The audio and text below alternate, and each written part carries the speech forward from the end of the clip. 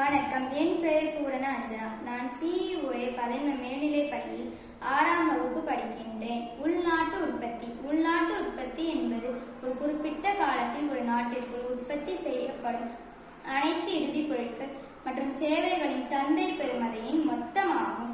இதுவே அந்த நாட்டின் பொருளாதார வளர்ச்சியின் ஒரு முக்கிய அளவுகோல் ஆகும். உள்நாட்டு உற்பத்தி மதிப்பீடு செய்யப்படும் போது நுகர்வு, முதலீடு, அரசு செலவினங்கள் மற்றும் ஏற்றுமதி இறக்குமதி ஆகியவை சேர்க்கப்படுகின்றன.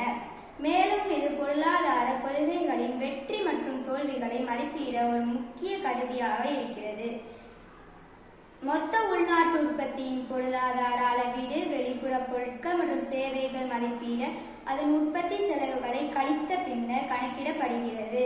இதன் மூலம் ஒரு நாட்டின் பொருளாதாரத்திற்கான முழுமையான சர்வதேச அளவீட்டு தகவலை அறியலாம். நன்றி.